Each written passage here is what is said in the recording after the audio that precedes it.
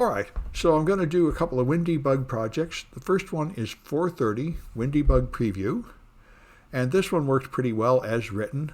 I didn't make any major changes, so I'm going to shove the instructions to the side. And if you use the Windows 10 with tools, WinDbg Preview is already installed. If not, you have to get it from the Microsoft Store. Well, I might, but I might be distracted by other things, G-Bob. Yeah, it's interesting, but I may not get around to adding rootkits this semester. I'm off doing other things. Anyway, so once you got WinDbg Preview, then we're going to debug the kernel, so we need to run it as administrator. So WinDbg, there we go, run as administrator. All right. Actually, I don't know why we're running as administrator. We're going to just be running Notepad. Probably could run it without being administrator. But anyway, I wrote the instructions to use it as administrator, so I'll leave this one as it is. And now we launch executable, and we launch Notepad, which is C Windows System 32 Notepad. There we are. Glorious Notepad. All right. And so here it is, loading Notepad. And by the way, let me see if I can make this font bigger. I think I can't, but let me see. Home memory command home. Yeah, you know, with it being a, is there settings? Ooh. Disassembly window, command window, debugging settings, general. Ooh, the font. Awesome. Let's try making the font bigger.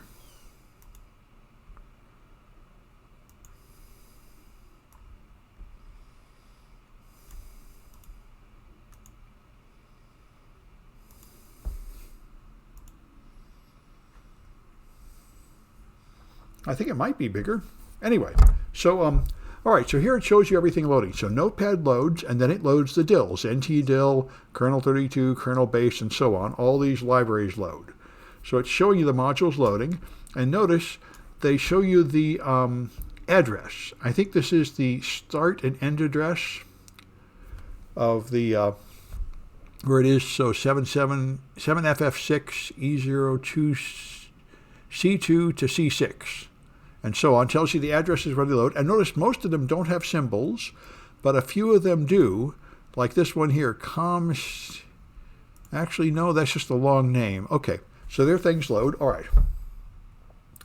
And the first one that loaded was NTDill, right there, which is, all right, the main one you use, that every program uses. It's not the kernel, that's NTOS kernel, but it's a dill that is used by almost, it's the native API. All right, so now notice that NTDill has loaded at this 7FFF C5DC. You can see that in Process Explorer. If I load Process Explorer,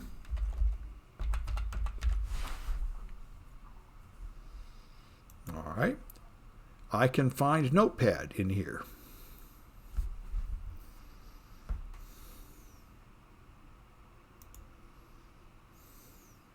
Okay, so here it is in tree structured view, which is the default view. This is all the kernel stuff that are all the kernel land stuff that loads before you log in. Here's where I log in. Here's Explorer, and down here is Notepad. And so there's Notepad, which is like a child of debug through something else. And if I click on it, I can see down here the libraries, but I think I have to be running it as administrator to see the dills.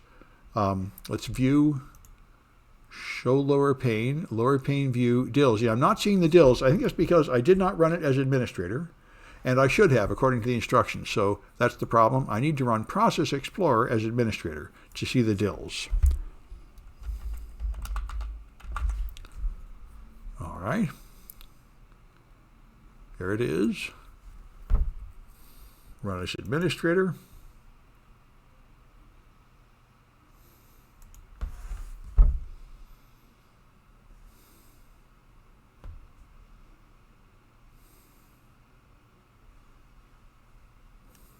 All right, here it is. Now I go to the bottom to find Notepad, which is here. And now I can see the dills. And so I can see ntdill.dill here. And you see I can find its address by going to Properties.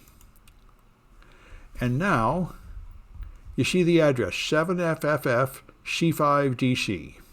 So C5DC. And if you look in here,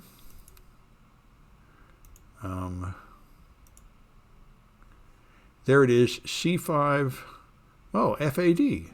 Oh, C5DC, that's the start of it, is C5DC. That's the end of it. So that's all I wanted to show you. You're seeing the same information. What is the advantage of using WinDbg over Ollie? Oh, Ollie and X32 cannot debug the kernel, and they cannot debug 64-bit code. That's the advantage. WinDbg gives you those options. Ollie is much easier to use, but only 32-bit userland code. All right. So that's the first thing. Now, you can see the program has loaded, and it has stopped, just like Ollie would have. When you load the program inside the debugger, it puts a break instruction and stops right here at ntdill plus something, ldrp do debugger break. So it put a CC, an int3, in the memory to break it right at the start, just like everything else, just like Ollie would. It loads all the libraries and stops at the start of it so you can examine it. And down here, you see the stack. Now that's because I changed it before. The default view is something else, but you can choose what you're viewing down there, and view stack will show you the stack here. So I'm 5 layers deep in ntdill right now. And I can now view symbols. If I do X for Notepad, bang star, I see the symbols in Notepad, and as you can see, there's a lot of them: memset, Microsoft, gheader, and so on. So I can look for ones with the word main in them, with star main star.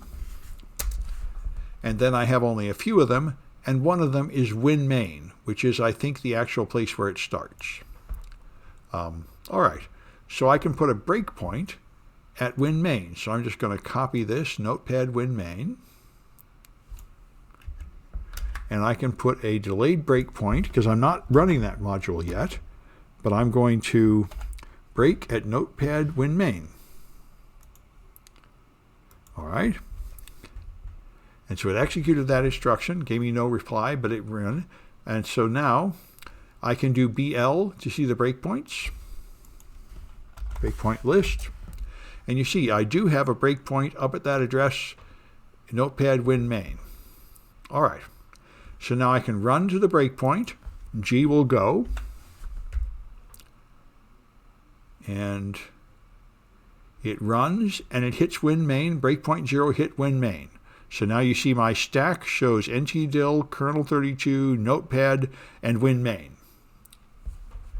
Yes, you can debug rootkits with WinDbg. Yes, exactly. And also kernel drivers. There's also x64 debug, which lets you debug 64-bit userland code, but it doesn't let you debug the kernel, as far as I know. I haven't tried, but I'm pretty sure it doesn't.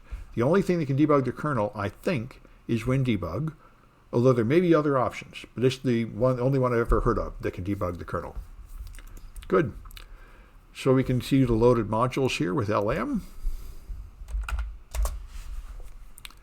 And you see a bunch of them. And notice how some of them have symbols, like kernel32 has the symbols, which is this PDB file. These other ones don't. ntdill has the symbols, so the symbols make it easier to debug. And you can see the stack here, but you can also do a stack trace up in the text window with a K. That will just print you the same information up here, although it gives you more address information. And so now we can find API calls. We're going to find X, ntdill, bang, star create file, star. We're going to find ntdill, which is native API calls that create files. ntdill is in userland, and you see there are 4 functions that create files, nt, zw, and a couple of others. And we want to put a breakpoint at zw. So I'm going to copy the zw stuff here. and put a breakpoint there with BU. All right. And now if I go again, it's going to run ahead until it hits NT create file and stops. And now you can see my stack is really deep. Look at that. 30 deep. That is 48 layers deep, because that's hexadecimal. So that's pretty extreme. I'm way, way, way down a dream within a dream here to get to ntdil, ntcreate file. All right.